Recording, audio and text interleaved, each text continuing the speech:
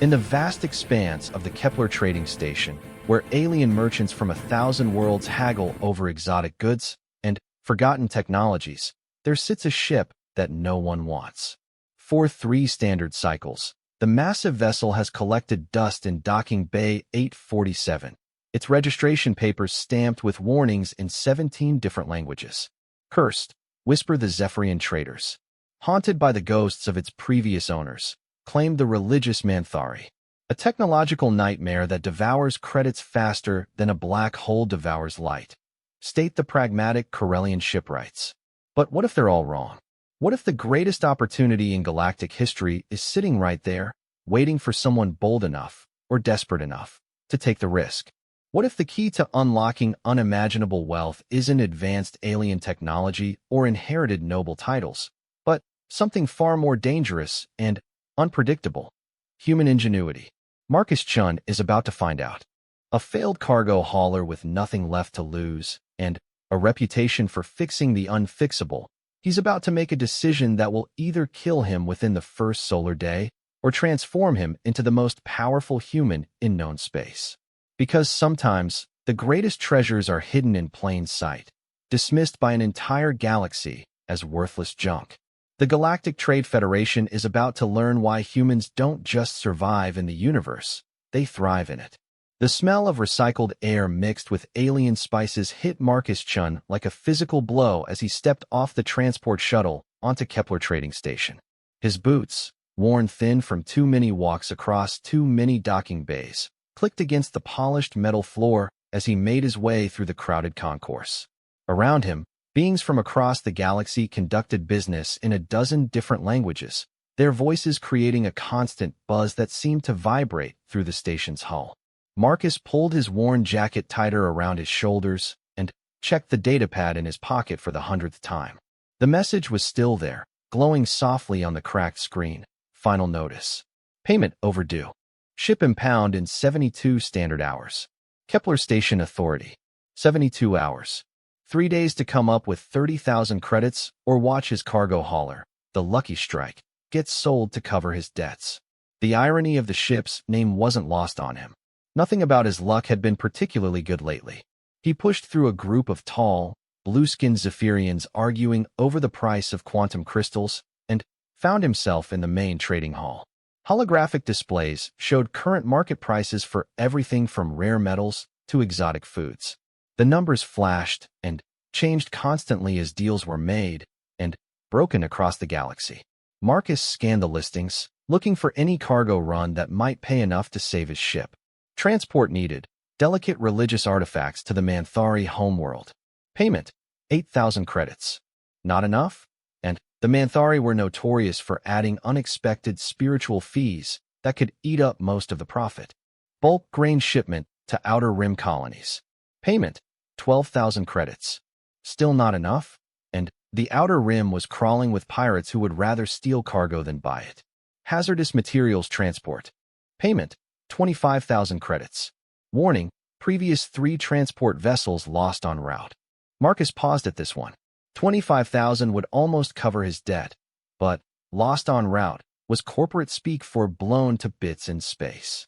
He was desperate, not suicidal. A heavy hand landed on his shoulder, and Marcus turned to see Korvik, a Corellian with the typical gray skin and for arms of his species. The alien's 2 lower arms were crossed while his upper arms gestured as he spoke. Human Marcus, I was hoping to find you here. Korvik's voice carried the mechanical undertone that all Corellian speech translators produced. I heard about your difficulties with the station authority. Most unfortunate. Marcus sighed. News traveled fast on trading stations. Yeah, well, that's what happens when your last 3 cargo runs end up paying for repairs instead of profit. What can I do for you, Korvik? The Corellian's mandibles clicked in what Marcus had learned was amusement. Perhaps I can do something for you instead. I have a proposition that might solve both our problems. I'm listening. Korvik gestured toward a quieter section of the trading hall, away from the main flow of beings. They walked past smaller stalls where independent traders sold everything from personal protection devices to maps of uncharted systems. The noise level dropped as they moved away from the central area. Tell me, Marcus, what do you know about docking bay 847? Marcus frowned. Bay 847? That's in the old section, isn't it? I heard there's some wreck parked there that nobody wants. Not a wreck, Korvik corrected, his upper arms waving for emphasis. A fully functional starship. Well, mostly functional. The Celestial Wanderer. She's been sitting there for 3 standard cycles, and the docking fees are eating the station alive. The original owner died. No heirs claimed her, and now she's more trouble than she's worth. What's wrong with her? Marcus asked, though he was already beginning to guess why Korvik was telling him this. Nothing wrong with the ship herself, from what the scans show. She's actually quite advanced. The problem is her previous owner. Captain Thaddeus Brightwater was eccentric. He modified the ship's systems extensively, used technology from at least 6 different species, and apparently left no manual or documentation for how anything works. The few engineers who have tried to figure out her systems have given up in frustration. They had reached a small cafe that served beverages to various species. Korvik ordered something that smelled like burning metal, while Marcus got a coffee that tasted only slightly better than recycled coolant. They sat at a table designed for beings much taller than humans, leaving Marcus's feet dangling like a child's. So let me guess, Marcus said, taking a sip of the terrible coffee. The station wants someone to take her off their hands. More than that, Korvik said, leaning forward. All 4 of his arms moved as he spoke, creating a complex pattern that Marcus had learned indicated excitement in Corellians. The station authority is so desperate to get rid of her that they're willing to transfer ownership completely to anyone who can get her running and out of their docking bay. No cost. Free ship. Marcus nearly choked on his coffee. Free ship? What's the catch? The catch is that you have to actually get her working. And you have to do it within 30 days, or ownership reverts to the station and you're liable for the accumulated docking fees, which, after 3 years, amount to roughly 40,000 credits. The number hit Marcus like a physical blow. If he failed, he would not only lose his chance at a new ship, but also end up in debt for 40,000 credits on top of what he already owed. On the other hand, if he succeeded, he would own a starship that Korvik described as quite advanced and wouldn't have to worry about the impound on the lucky strike. Why are you telling me this? Marcus asked. You could go after the ship yourself. Korvik's mandibles clicked again. Because, my friend, Corellians are excellent engineers, but we think in very structured ways. We like our systems to be logical, documented, and predictable. Captain Brightwater apparently thought like a madman. His ship needs someone who can think creatively. Humans have a reputation for that. A reputation for being crazy, you mean? Creative, Korvik insisted. Besides, I have my own ship and my own routes. But I do have a proposal. If you can get the Celestial Wanderer working, I'll throw some high-paying cargo runs your way. Legitimate ones, not the suicide missions you've been looking at. Marcus stared into his coffee, weighing his options. Stay with the devil he knew and lose his ship in 3 days, or take a chance on the devil he didn't know and possibly end up deeper in debt. When he put it that way, it wasn't really much of a choice. Where's docking bay 847? He asked. Korvik's 4 arms moved in what Marcus now recognized as Corellian satisfaction. I'll show you. But, Marcus, I should warn you. There's a reason that ship has been sitting there for 3 years. The previous attempts to get her working didn't end well. Didn't end well. The first engineer suffered what your people would call a nervous breakdown, started speaking in mathematical equations, and had to be sedated. The second one claimed the ship was trying to talk to him, and requested immediate transfer to another station. The third one lasted only 2 days before declaring the entire vessel a technological impossibility and walking away. Marcus finished his coffee and stood up. Well, I've always been good with impossible things. Lead the way.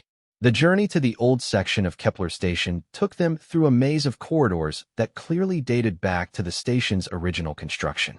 The walls here were older, the lighting dimmer, and the air recycling systems less efficient. Fewer beings moved through these passages, and those that did seemed to be in a hurry to get somewhere else. Docking Bay 847 was at the end of a long corridor lined with storage lockers and maintenance hatches. The bay doors were massive, designed to accommodate the largest cargo vessels, but they opened to reveal something that took Marcus's breath away. The Celestial Wanderer was beautiful.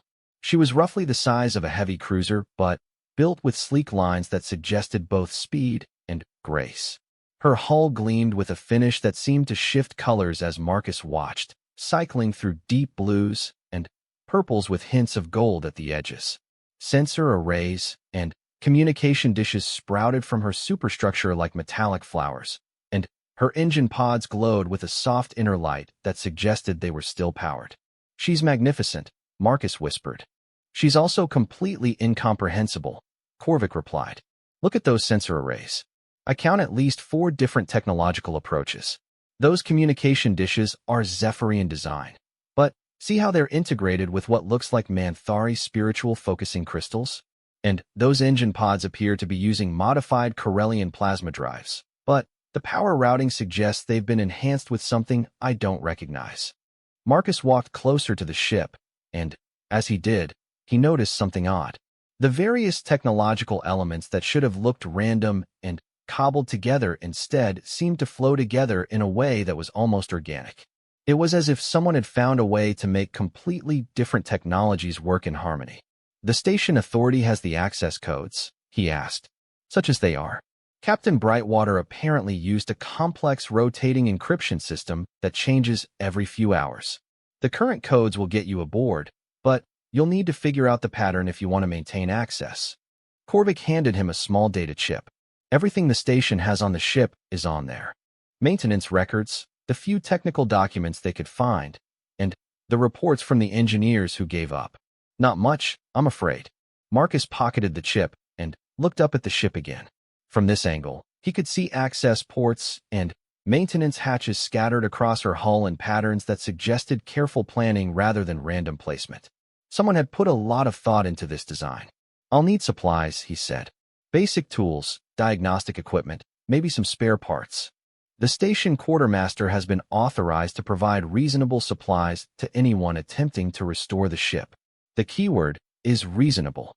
Don't expect any exotic materials or expensive components." Marcus nodded. "How do I contact the station authority if I decide to accept their offer?" "You already have," Korvik said with what Marcus was learning to recognize as a Corellian smile. "I am the station authority's designated representative for this matter. Say the word, and the Celestial Wanderer is yours to succeed or fail with." Marcus looked at the ship one more time. She was beautiful, mysterious, and probably the most complex piece of technology he had ever encountered. Taking her on could solve all his problems or create new ones that would make his current troubles look simple by comparison. But she was also the most beautiful ship he had ever seen, and he had always been better at fixing things than at playing it safe. "I accept," he said. Korvik's mandibles clicked in approval. "Excellent. I'll have the paperwork processed within the hour. Marcus, I hope for both our sakes that human creativity is everything your species is known for." As Korvik walked away, Marcus continued to study the Celestial Wanderer. Now that he was committed, he could see details he had missed before. The hull plating had tiny inscriptions etched into it, too small to read from this distance. The sensor arrays moved slightly, as if tracking something only they could perceive. And, unless he was imagining it, the ship's glow seemed to pulse in a rhythm that reminded him of a heartbeat. "Well, beautiful," he said to the ship, feeling slightly foolish for talking to a machine. "Let's see what secrets you're hiding." As he spoke, one of the ship's external lights flickered, and, for a moment, Marcus could have sworn the ship was answering him. Marcus stood before the airlock of the Celestial Wanderer, data chip clutched in his sweaty palm, wondering if he was about to make the biggest mistake of his life. The access panel beside the airlock showed symbols from at least 3 different alien writing systems, along with what looked like mathematical equations that changed every few seconds. He inserted the data chip and waited. The panel flickered, displayed a series of symbols that meant nothing to him, then chimed softly. The massive airlock door began to slide open with a whisper of escaping atmosphere. The smell that greeted him was unlike anything he had experienced on a starship before. Most vessels smelled of recycled air, cleaning chemicals, and the particular metallic odor of space-grade electronics. The Celestial Wanderer smelled like a garden after rain, with hints of something that reminded him of his grandmother's spice cabinet. The airlock cycled him through into a corridor that defied every expectation he had about Starship design. The walls were not the usual flat metal panels, but curved surfaces that seemed to flow like water frozen in motion. Lighting came from strips embedded in the ceiling that pulsed gently, creating the impression of walking through a living thing rather than a machine. "Okay, Brightwater," Marcus said aloud, his voice echoing strangely in the corridor. "What were you thinking?" He pulled out a basic scanner and began taking readings. The atmosphere was perfect for human breathing, temperature was comfortable, and gravity felt exactly like standard Earth normal. More importantly, power readings showed that the ship's systems were not just functional, but operating at nearly 100% efficiency. The corridor branched ahead of him, and Marcus chose to go right, toward what his scanner suggested was the ship's bridge. As he walked, he noticed that the floor beneath his feet had a slight give to it, almost like walking on a thick carpet. When he knelt to examine it more closely, he discovered that it wasn't metal at all, but some kind of organic-looking material that felt warm to the touch. "Biomechanical components," he murmured, making notes on his datapad. But what kind of biomaterial can survive in space? The bridge, when he finally found it, was nothing like any command center he had ever seen. Instead of the usual arrangement of stations and screens, the room contained what looked like a single chair surrounded by a complex array of crystalline formations that pulsed with soft light. Holographic displays flickered in the air around the chair, showing star charts, system diagnostics, and streams of data in languages Marcus didn't recognize. He approached the chair cautiously. It was clearly designed for a human, with padding and controls positioned for human anatomy. But the technology surrounding it was definitely not human in origin. As he got closer, some of the holographic displays shifted to show text in Standard Galactic, the common language used for trade and communication between species. "Captain identification required," appeared in glowing letters before him. Marcus looked around for some kind of input device, but saw none. "I'm Marcus Chun," he said to the empty air, feeling foolish again. Voice pattern recorded. Species, human. Authorization level, pending. "I'm the new owner of this ship," Marcus added. Previous captain, Thaddeus Brightwater, deceased. Legal transfer confirmed. Authorization level upgraded to provisional captain. The crystalline formations around the chair pulsed brighter, and, suddenly, the air was filled with holographic displays showing every aspect of the ship's status. Marcus stared in amazement as information flowed around him in three-dimensional charts and diagrams. Ship status, fully operational. Awaiting captain's instructions. "You're operational?" Marcus asked in surprise. "But the engineers said you weren't working." Previous authorization attempts by non-human species rejected. Ship systems designed for human neural patterns. Marcus felt his excitement growing. The ship hadn't been broken at all. She had simply been waiting for a human captain. "Show me your capabilities," he said. What followed was the most comprehensive system briefing Marcus had ever experienced. The Celestial Wanderer was indeed advanced beyond anything he had imagined. Her engines could achieve speeds that put her in the same class as military vessels. Her cargo holds used spatial compression technology that allowed them to carry 3 times what their physical size suggested. Her sensor arrays could detect objects and energy signatures across multiple dimensions. But the most impressive feature was her adaptive technology system. Captain Brightwater had apparently designed the ship to analyze and integrate useful technologies from other species. The biomechanical components Marcus had noticed were the ship's way of optimizing her systems for maximum efficiency. "How do you integrate alien technology?" Marcus asked. "Observation and analysis of alien vessels and stations. Identification of superior systems. Gradual adaptation and integration. Process requires captain approval for major modifications." Marcus spent the next several hours exploring the ship, and with each new section he discovered, his amazement grew.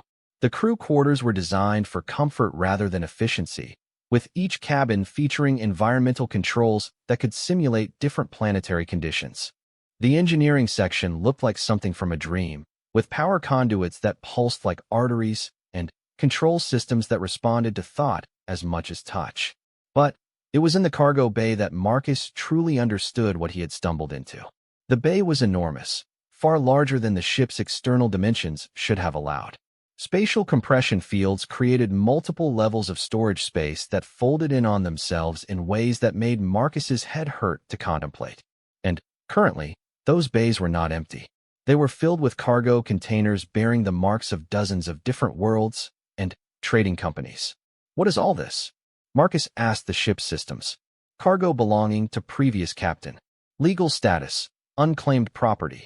Estimated value, 2.3 million galactic standard credits. Marcus nearly fell over. 2.3 million credits? Cargo includes rare elements from the Andorian Nebula, ancient artifacts from the ruined worlds, biological specimens from restricted systems, technological components from classified sources. Marcus walked among the containers, his scanner confirming what the ship told him. Each container held materials that were worth small fortunes. Some of the items were so rare that he had only heard of them in stories told by deep space traders. Why didn't anyone else find this? Cargo bays accessible only to human neural patterns. Previous inspection teams could not access full ship capabilities. Marcus sat down on one of the containers, trying to process what this meant. He hadn't just acquired a ship. He had inherited what amounted to a treasure vault that had been sitting in plain sight for 3 years, invisible to everyone who tried to claim it. But, with opportunity came questions. Where had Captain Brightwater acquired all this cargo? The ship's records were extensive, but they were also encrypted in ways that would take time to decode.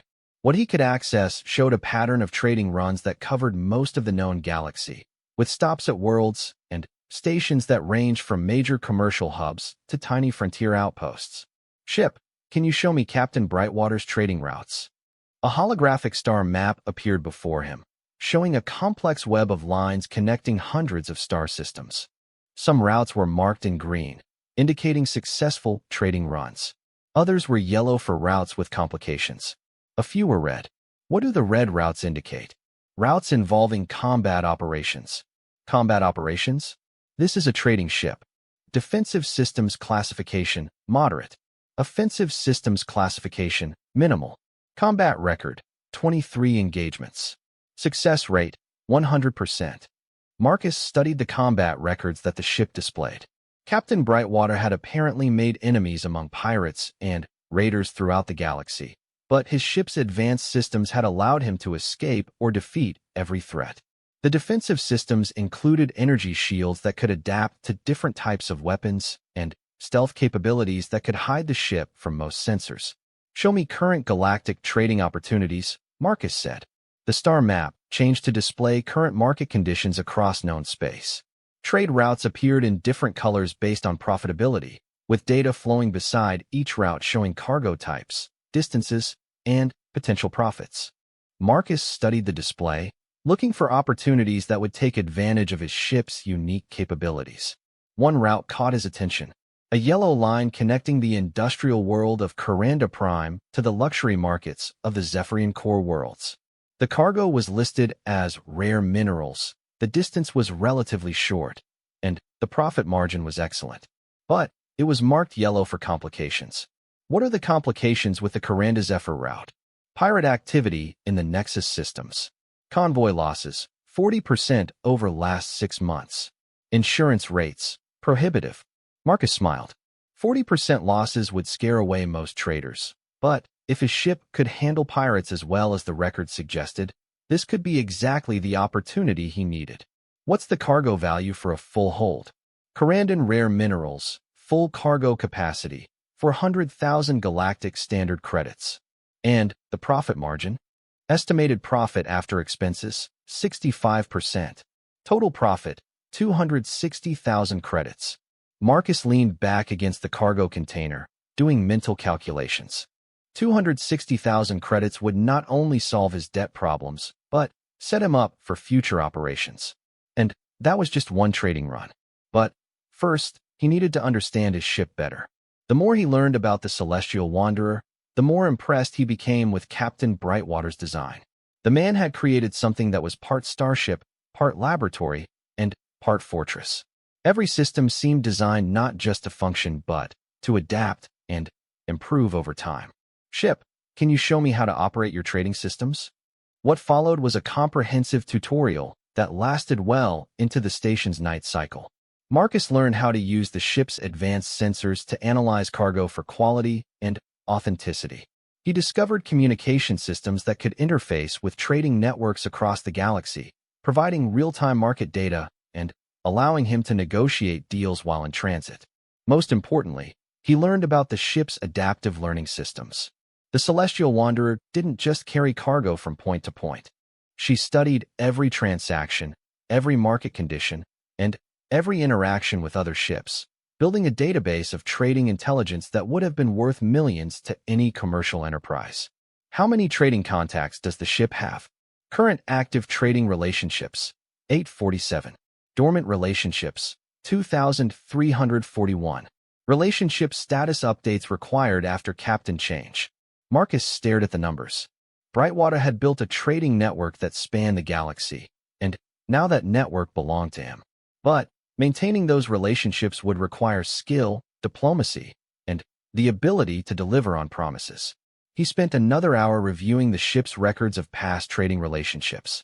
Brightwater had apparently been known throughout the galaxy as a trader who could acquire anything, deliver it safely, and keep confidences. His reputation for honesty and reliability had made him welcome on worlds where other human traders were viewed with suspicion. This is bigger than just trading, Marcus murmured to himself. This is about becoming part of the galactic economy at a level most humans never reach. The responsibility was daunting, but so was the opportunity. With the right moves, he could transform himself from a failed cargo hauler into one of the most successful independent traders in known space. But first, he needed to prove himself worthy of the ship that Brightwater had left behind. As he prepared to leave the ship for the night, Marcus took one last look at the bridge. The crystalline formations pulsed gently, and the holographic displays continued to show real-time data from across the galaxy. Tomorrow, he would need to start making contact with Brightwater's old customers and suppliers, rebuilding relationships, and establishing himself as the new captain of the Celestial Wanderer. "Good night, beautiful," he said to the ship. "Good night, Captain," the ship responded, and Marcus could have sworn there was something almost affectionate in the synthetic voice. As he walked back through the corridors toward the airlock, Marcus noticed that the lighting had dimmed to a softer level, and the air circulation had become even more quiet. The ship was settling into its night cycle, adapting to his human rhythms just as she had apparently done for Captain Brightwater. Standing in the airlock as it cycled him back into the station, Marcus looked back at his new command. The Celestial Wanderer sat in her docking bay like a sleeping giant, her hull gleaming softly in the bay's lighting. In a few days, he would take her out into space for the first time, testing her systems and beginning his new career as a galactic trader. He just hoped he was ready for everything that would come with it. 3 days after taking command of the Celestial Wanderer, Marcus stood in the ship's communication center, staring at a holographic display that showed his first potential client. The being looking back at him was a Corandan mining executive named Vex Ironhold, whose rocky, crystalline features made it impossible to read his expression. "You claim to be Captain Brightwater's successor," Vex rumbled through the translator, his voice sounding like boulders grinding together. "But you are young, and you are human. Brightwater was legendary among our people. You are unknown." Marcus had expected this reaction. Over the past 3 days, he had sent messages to 27 of Brightwater's former clients, and the responses had ranged from skeptical to openly dismissive. Most had simply ignored him entirely. "I understand your concern," Marcus replied, keeping his voice steady. "But I have his ship, his trading licenses, and access to his supply networks. More importantly, I'm willing to take the Coranda Zephyr run that everyone else considers too dangerous." Vex's crystalline features shifted slightly. "The pirate raids have grown worse since Brightwater's death. 7 convoys lost in the last 2 months. Even the major shipping companies refuse the route now, which is exactly why the profit margins are so attractive," Marcus said. "Your rare minerals are piling up in warehouses while Zephyrian nobles are paying premium prices for them on the core worlds. I can solve that problem. You can solve that problem if you survive the Nexus systems. Tell me, young human, what experience do you have with combat?" Marcus hesitated. His experience with combat consisted mainly of running away from it, as fast as possible. I have an advanced ship with defensive capabilities that most pirates have never encountered. Sometimes the best weapon is technology they don't understand. Vex was silent for a long moment, studying Marcus through the holographic display. Finally, the Corrandan executive spoke. Brightwater once told me that humans succeed not because they are the strongest or the smartest, but because they are willing to take risks that other species consider insane. Very well, I will give you one chance. 50 containers of Grade A Corrandan crystals delivered to the Zephyrian luxury markets. Payment on delivery, 400,000 credits. Marcus felt his heart rate spike. 400,000 credits would set him up for months of operations. I accept. When can I pick up the cargo? The cargo is already loaded and waiting at Coranda Prime. But I must warn you, human. If you lose my crystals to pirates, word will spread through the trading networks that Brightwater's successor is not worthy of his reputation. Your career will be over before it begins. The holographic display went dark, leaving Marcus alone with the weight of his decision. He had just committed himself to a cargo run that had a 40% failure rate, and failure would mean not just financial ruin, but professional disgrace throughout the galaxy. Ship, he called out to the Celestial Wanderer's AI. Plot a course for Coranda Prime, maximum efficiency. Course plotted. Travel time, 14.7 standard hours. Warning, route passes through 3 systems with elevated pirate activity. Show me the defensive systems again. The holographic displays around him lit up with technical specifications that still made his head spin. The Celestial Wanderer's shields could adapt to different energy frequencies, making them highly effective against standard pirate weapons. Her stealth systems could mask her energy signature, making her difficult to detect at long range. And, if things went badly, she had engines powerful enough to outrun most pursuit vessels. But Marcus knew that all the technology in the galaxy wouldn't help him if he made poor tactical decisions. He spent the next several hours studying the ship's combat records, trying to understand how Captain Brightwater had managed to survive 23 engagements without a loss. The pattern that emerged was interesting.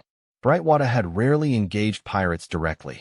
Instead, he had used the ship's advanced sensors to detect threats early, then employed stealth and speed to avoid confrontation whenever possible. When combat was unavoidable, he had used the ship's adaptive shields to survive long enough to escape, not to win decisive battles. Smart man, Marcus murmured. Don't be a hero, just be effective. 2 hours later, the Celestial Wanderer departed Kepler Station on her first run under Marcus's command. The ship handled like a dream, responding to his commands with a smoothness that suggested her systems were anticipating his needs. As they cleared the station's traffic control zone and prepared to jump to hyperspace, Marcus felt a surge of excitement mixed with terror. The jump to Coranda Prime passed without incident, and Marcus spent the time familiarizing himself with the ship's cargo handling systems. The Corrandan crystals were already loaded when he arrived, 50 containers of perfectly cut gems that gleamed with their own internal light. Each container was worth more than Marcus had ever seen in one place, and the responsibility of transporting them safely was almost overwhelming. Loading took only 2 hours, thanks to the ship's automated cargo systems. The Corrandan dock workers seemed impressed by the Celestial Wanderer's efficiency, and Marcus overheard several conversations about how Brightwater's ship was still the finest trader in the sector. As they prepared to depart for Zephyrian space, Marcus received an encrypted message from Vex Ironhold. Human Captain, the message read, I have been monitoring pirate communications. The raider group known as the Crimson Talons has been particularly active along your route. Their leader, Captain Scar, has sworn to capture Brightwater's ship if it ever flies again. Be careful. Marcus stared at the message, feeling a chill run down his spine. The pirates weren't just after any cargo ship. They were specifically hunting for the Celestial Wanderer. Ship, what do you know about Captain Scar and the Crimson Talons? The holographic displays shifted to show intelligence files that made Marcus's stomach turn. The Crimson Talons were one of the most vicious pirate groups in the galaxy, with a fleet of fast attack ships and a reputation for taking no prisoners. Captain Scar was a Vorthack warrior whose species considered torture an art form. Previous encounters with Crimson Talons. 3. Captain Brightwater's tactical assessment. Extremely dangerous, but predictable. Recommended strategy: avoid direct confrontation. Show me Brightwater's encounter records. What Marcus saw gave him hope. In each encounter, Brightwater had used the ship's superior sensors to detect the pirates before they detected him, then employed stealth and misdirection to slip past their patrols. The key was patience and careful route planning. Plot a course to Zephyrian space that avoids known pirate strongholds, Marcus ordered. Course plotted. Warning: recommended route adds 8.2 hours to travel time. Better late than dead. Execute the course. The journey through the Nexus systems was the most nerve-wracking experience of Marcus's life. The ship's sensors constantly scanned for threats while Marcus monitored communications channels for any sign of pirate activity. Twice they detected energy signatures that could have been raider ships, but both times the contacts disappeared before they could get a positive identification. They were halfway through the most dangerous system when the ship's AI spoke with unusual urgency. Captain, detecting multiple energy signatures dead ahead. Configuration matches Crimson Talon fleet patterns. Marcus felt his mouth go dry. How many ships? 8 vessels. 4 fast attack craft, 3 heavy cruisers, 1 command ship. They are positioned to intercept our current course. Can we go around them? Negative. Alternative routes would take US through asteroid fields that would slow US below minimum safe speeds. We would be sitting targets. Marcus stared at the tactical display, trying to think. 8 ships against 1. Even with the Celestial Wanderer's advanced systems, those odds were impossible. But, as he studied the pirate formation, he noticed something interesting. Ship, show me the detailed scan of the command vessel. The display zoomed in on the largest pirate ship, and Marcus's eyes widened. The vessel was massive but old, with energy readings that suggested its systems were not well maintained. More importantly, the other ships were positioned as if they were protecting the command vessel rather than supporting an attack formation. Are the pirates expecting us? Or are they just patrolling? Communication intercepts suggest they are waiting for a specific target. Fragmentary transmissions mention Brightwater's ship and the Wanderer. They were definitely waiting for him. But the formation suggested they expected him to try to fight his way through, not to avoid them entirely. Ship, can you mask our energy signature to look like a different class of vessel? Affirmative. Stealth systems include signature modification protocols. Marcus smiled as an idea began to form. Change our signature to match a standard or hauler. Reduce our apparent speed to match normal commercial traffic. And prepare to transmit a fake identification signal. Specify desired identification. Marcus thought quickly. Independent cargo vessel Rusty Bucket, carrying low-grade industrial components to the outer rim.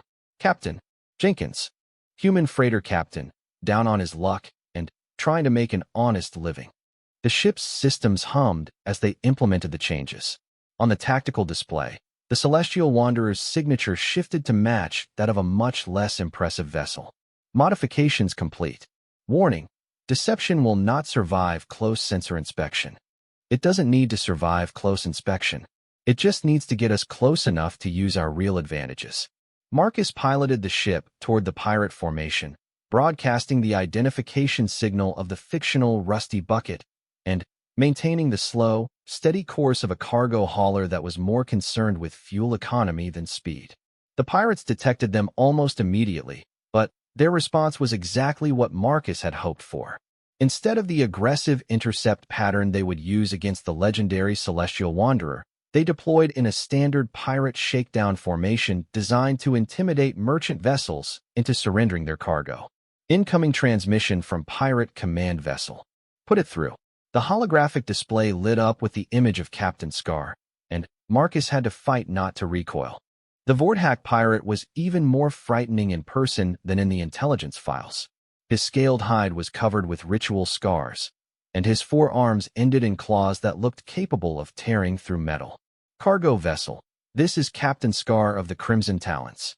You are trespassing in our territory. Prepare to be boarded for inspection. Marcus affected the nervous tone of a frightened merchant. Look, I'm just trying to get to the outer rim with a load of scrap metal. I don't have anything worth stealing. Scar's laugh was a sound like breaking glass. All cargo has value, human. But today we seek bigger prey. Transfer your cargo to our ships, and You may leave with your life. My cargo? But it's just industrial scraps. Barely worth the fuel to transport it. Do not test my patience, human. Our sensors show you carry 50 containers. Transfer them immediately, or we will take them, and your ship as well. Marcus pretended to consider this, buying time while he maneuvered the ship closer to the pirate formation. The pirates were confident that they faced a harmless merchant, and their attention was focused on the cargo rather than the ship itself. Okay, Marcus said, trying to sound defeated. I'll start transferring the cargo. Just don't hurt anyone. But instead of beginning cargo transfer, Marcus activated the ship's true capabilities. Ship, drop the disguise, and activate all defensive systems. Plot a course through the center of their formation and execute on my mark. Confirmed. Warning. Attempting to break through enemy formation is extremely dangerous. Sometimes dangerous is the only way through. Execute. The Celestial Wanderer dropped her disguise like a butterfly emerging from a cocoon. Her energy signature flared to its true levels. Her shield snapped to full power, and her engines roared to life. Before the pirates could react to the transformation, she was already accelerating toward the gap between two of their ships. It's the Wanderer. Scar's voice roared through the communication system. All ships attack. That ship belongs to me. But the pirates had been caught completely off guard. Their ships were positioned for a cargo transfer, not a combat engagement. By the time they began to reposition for attack, the Celestial Wanderer was already among them, moving too fast for their weapons to track effectively. Marcus threw the ship into a series of evasive maneuvers that would have been impossible in a normal cargo vessel. The Wanderer twisted and rolled between the pirate ships, her adaptive shields deflecting the few energy blasts that managed to target her. Taking fire from multiple sources, the ship reported with what Marcus could have sworn was excitement. Shields holding at 87%. Keep us moving. Don't let them get a solid lock. The ship plunged through the center of the pirate formation like a needle through cloth. Marcus could see the faces of pirate crews through their viewports, staring in amazement as the legendary ship performed maneuvers that defied their understanding of physics. Then, they were through, racing away from the pirate fleet at speeds that left the raiders far behind. Marcus checked the tactical display and saw the Crimson Talons attempting pursuit, but their ships were too slow to catch the Wanderer in open space. Pursuit vessels falling behind. We are clear of immediate danger. Marcus slumped in his chair, adrenaline still coursing through his system. Status report. Shields at 94% and regenerating. No hull damage. Cargo secure.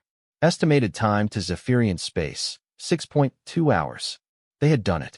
Marcus had taken his first cargo run through the most dangerous space lanes in the sector and emerged without losing a single container. More importantly, he had proven that the Celestial Wanderer was everything her reputation claimed. But as the ship settled into the final leg of their journey, Marcus realized that his problems were far from over.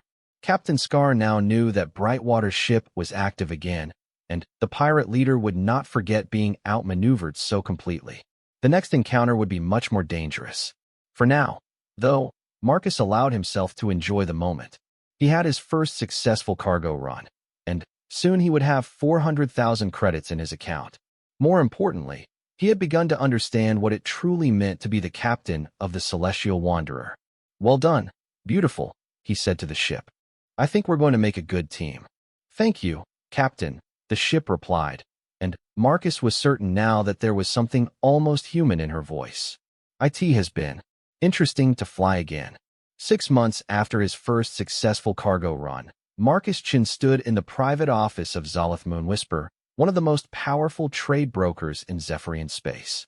The office was a study in alien luxury, with crystalline walls that shifted colors with Zolith's mood, and furniture that seemed to grow from the floor like exotic plants.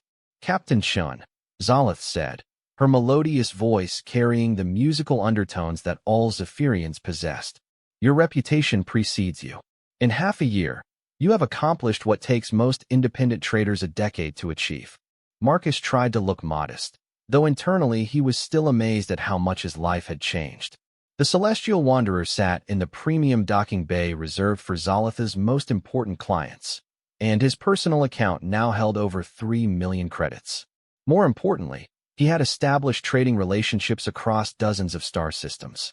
"I've been fortunate to inherit an exceptional ship," Marcus replied diplomatically. Zolotha's laugh was like wind chimes in a gentle breeze. "Fortune, perhaps, but also skill. The cargo run you completed last week through the Corellian blockade was masterful.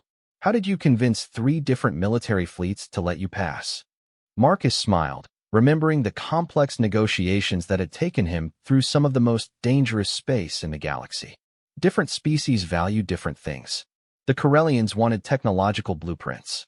The Manthari needed rare religious artifacts. The Vorthak just wanted a good fight, so I arranged for them to encounter the pirate fleet that was chasing me. "You used pirates as a distraction?" "I used pirates as entertainment. The Vorthak got their battle, the pirates got thoroughly defeated, and I delivered my cargo on schedule. Everyone won except the pirates."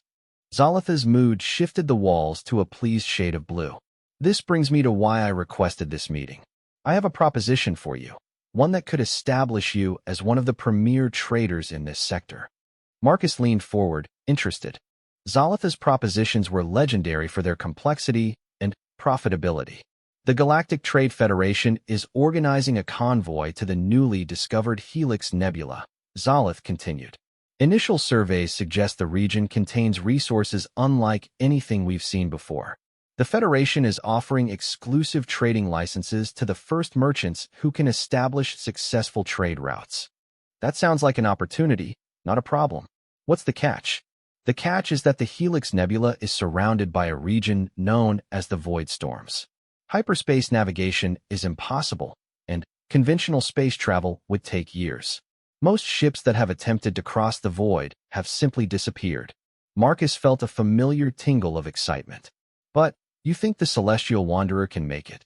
Your ship is unlike any other in known space. If anyone can find a way through the void storms, it would be you. But the risks are enormous. If you fail, you could lose everything you've built." Marcus considered this. 6 months ago, he had been a failed cargo hauler with nothing to lose. Now he had wealth, reputation, and a ship that was becoming legendary in its own right.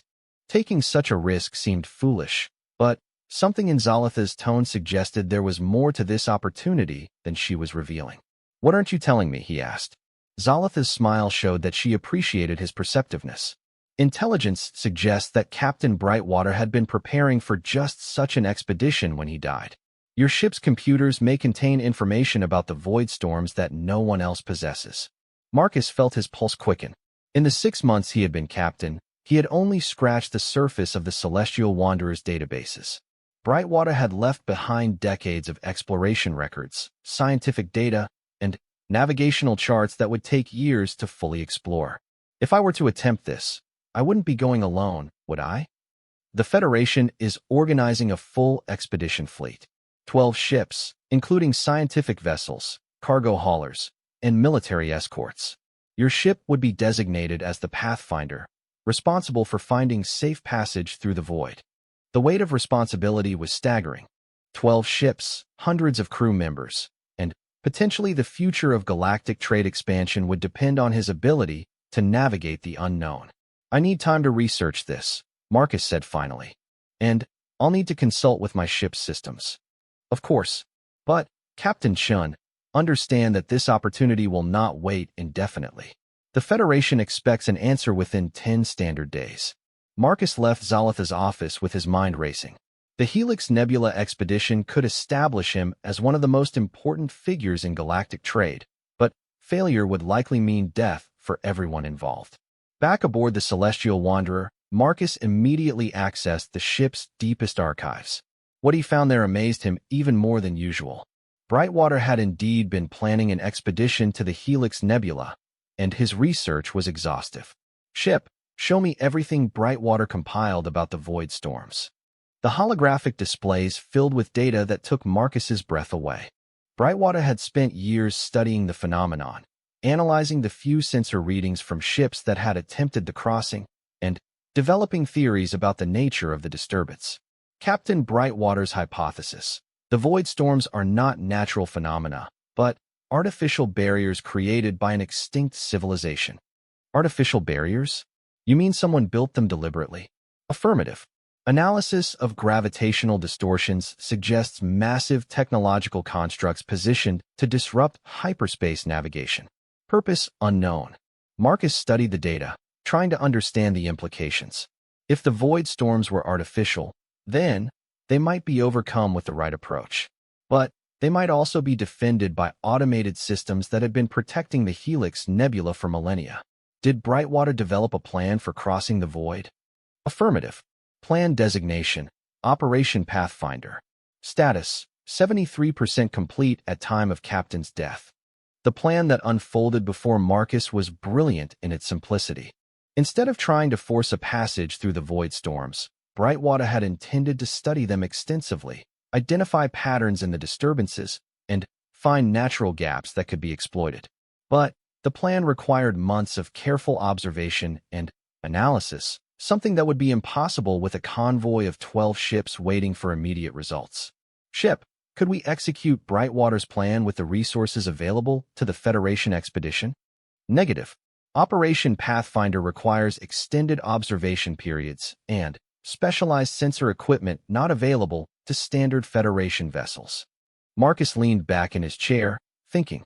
The Federation wanted him to lead an expedition that was almost certainly doomed to failure using conventional methods. But if he could complete Brightwater's research first, he might be able to find a safe passage for the convoy. How long would it take to complete Operation Pathfinder with our current resources? Estimated time requirement, 45 to 60 standard days for complete analysis. Marcus made his decision. He would take the risk, but on his own terms. 2 days later, he stood before the Federation Trade Council on the capital world of Nova Prime.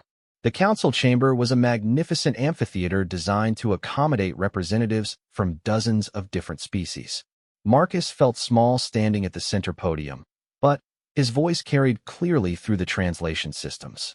Honorable council members, he began, I accept the challenge of leading the expedition to the Helix Nebula, but I propose a modification to the current plan.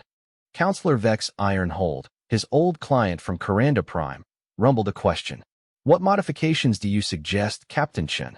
I propose that my ship conduct an advanced survey of the void storms before the main expedition departs. Give me 60 days to analyze the phenomenon and find a safe passage. If I succeed, the convoy will have detailed navigation charts and emergency procedures. If I fail, you will have lost only one ship instead of 12. The council erupted in debate, with representatives arguing in a dozen different languages. Some called his proposal cowardly, others praised its prudence.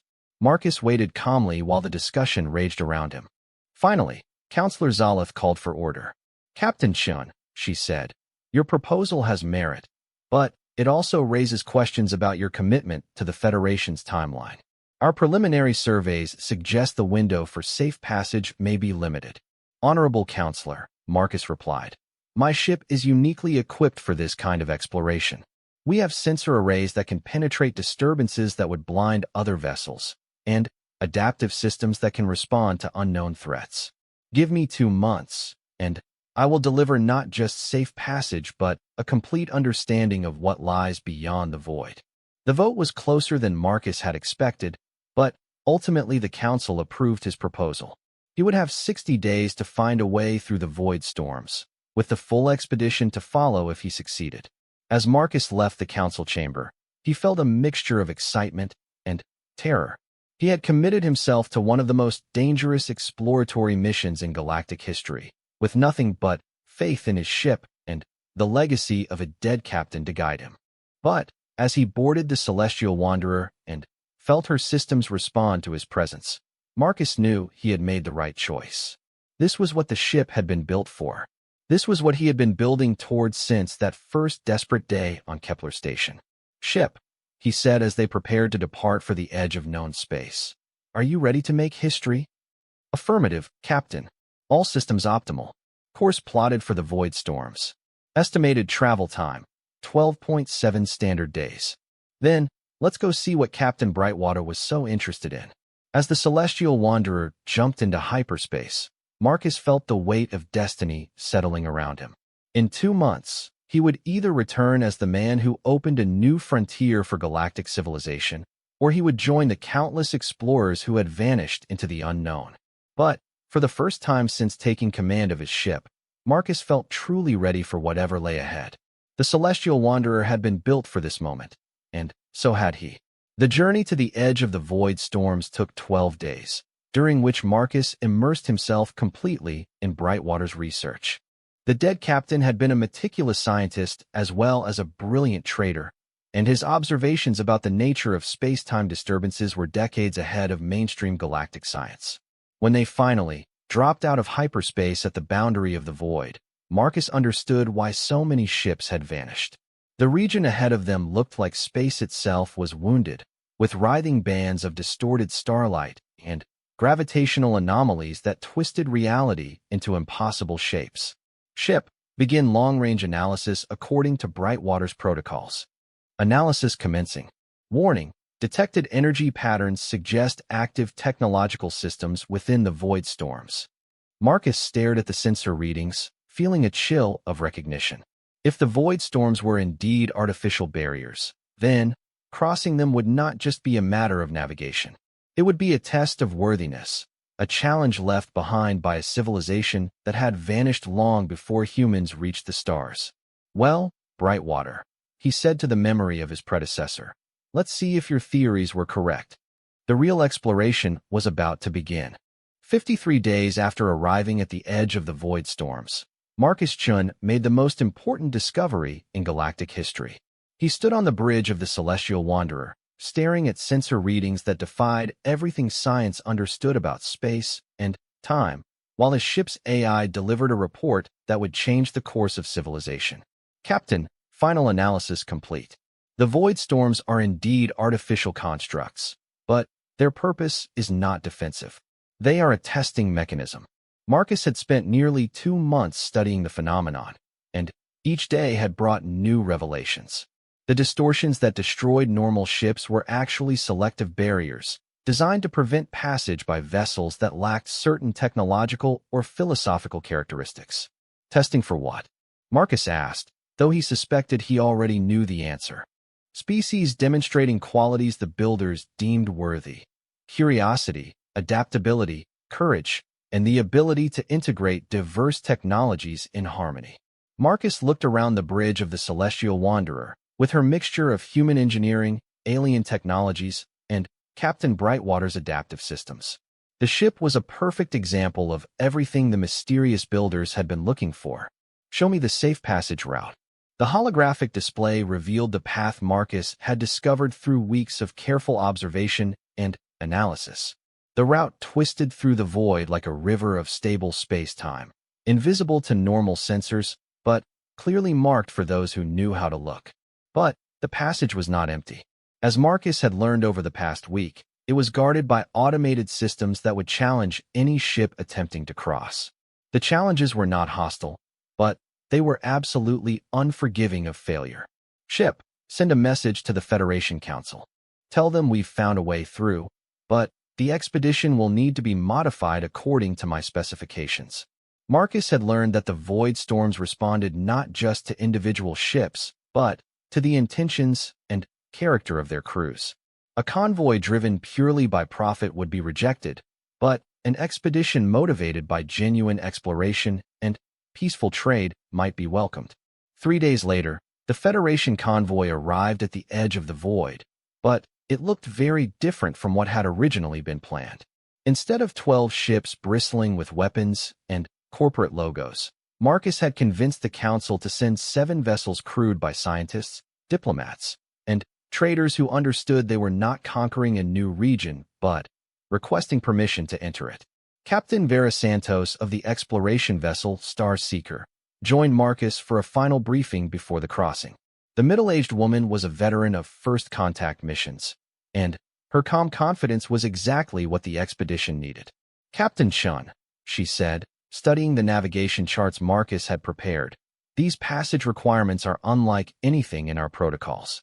You're asking us to fly in precise formation, maintain specific energy signatures, and respond to external signals that might not make sense to our translators.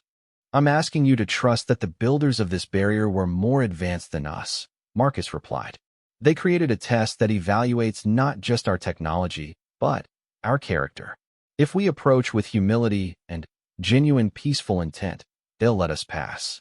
If we try to force our way through or show any signs of aggression, the void will destroy us. Captain Santos nodded slowly. And you're confident in these conclusions? I've spent 53 days studying their test protocols. The Celestial Wanderer has already passed the initial challenges. Now we need to prove that humanity as a species deserves access to what lies beyond. The crossing took 18 hours that felt like 18 years. Marcus led the convoy through the twisting passage, following markers that were visible only to those who had learned to interpret the builder's language. Each ship had to maintain exact position and energy output, creating a complex ballet of vessels moving through distorted space. At the halfway point, the real test began. The automated guardians appeared as geometric shapes of pure energy, scanning each ship with beams that penetrated not just hulls and systems, but somehow reached into the minds and intentions of the crews themselves. Marcus felt the presence touch his consciousness, weighing his motivations and finding them acceptable. But on the cargo vessel Profit Margin, the scan triggered alarms. The ship's captain, driven by greed and impatience, had been planning to exploit the new region without regard for any indigenous life or archaeological significance. The Guardian systems detected this intent and began to move the ship toward a rejection zone that would eject it from the passage. All ships, this is Chun, Marcus broadcast on the emergency channel.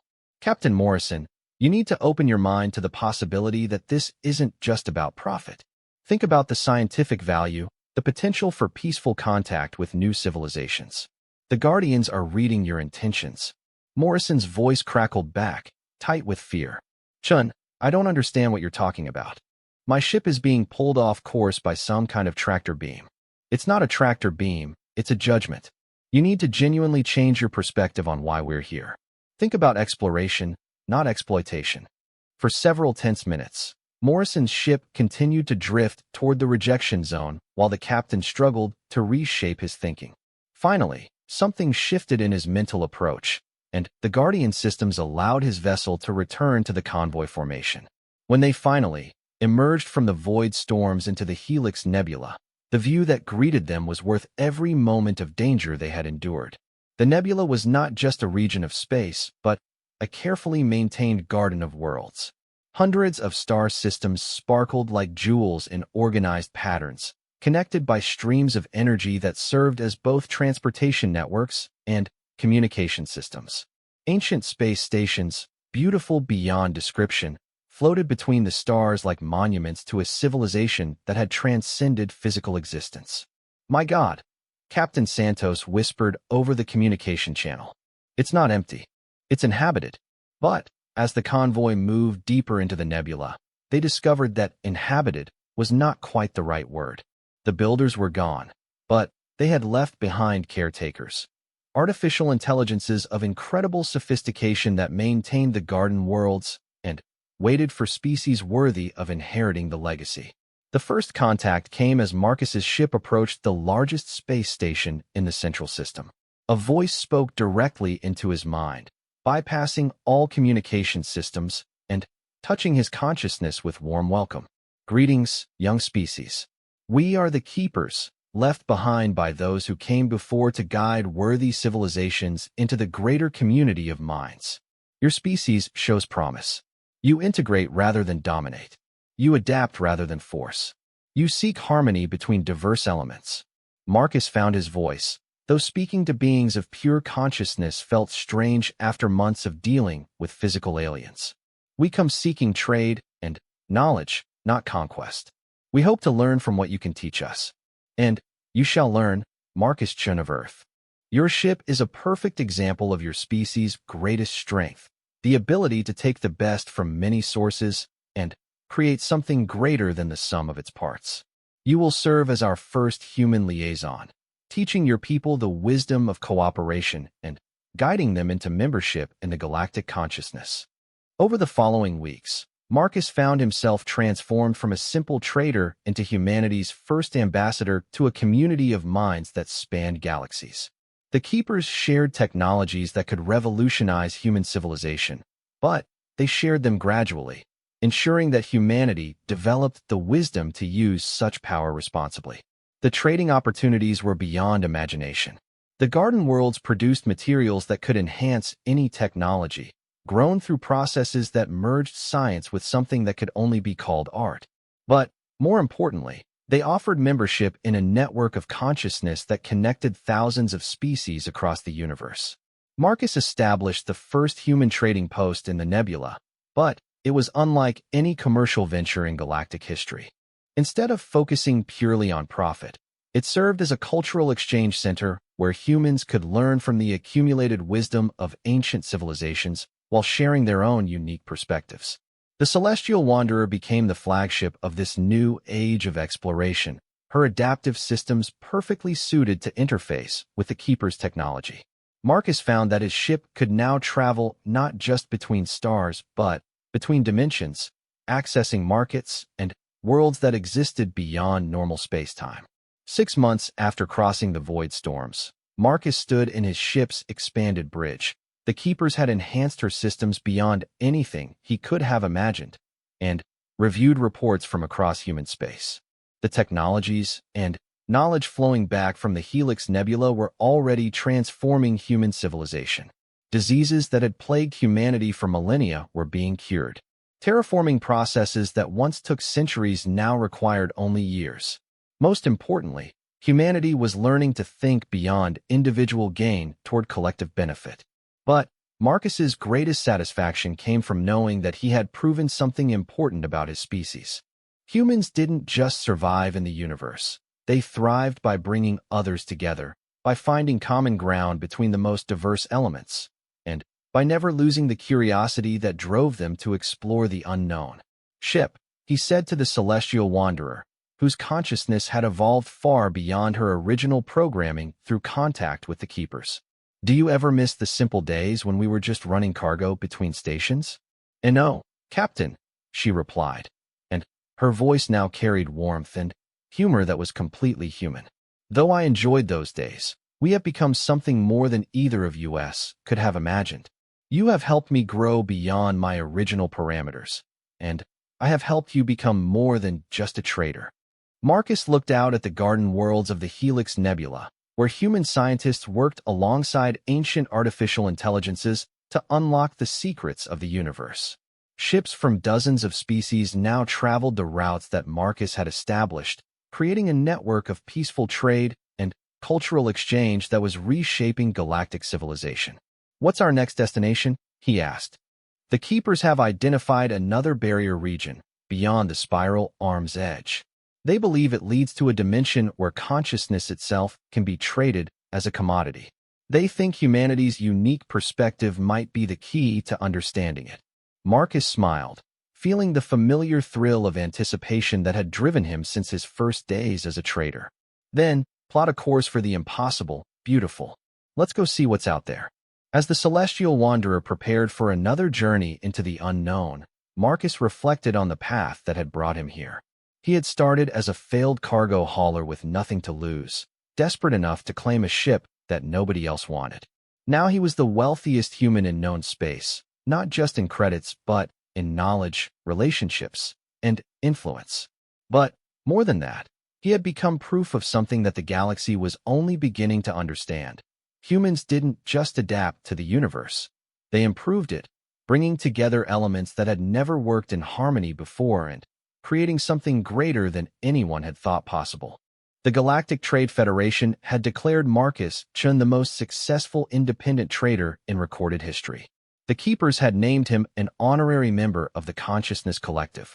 History would remember him as the human who opened the gateway to a new age of galactic civilization. But Marcus preferred a simpler title, one that captured everything he had learned about himself and his species during his journey from desperation to destiny.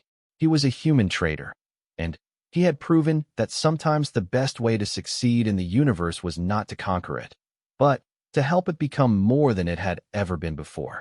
As the celestial wanderer jumped into hyperspace toward their next impossible destination, Marcus Chin smiled and prepared to show the universe once again why humanity deserved its place among the stars.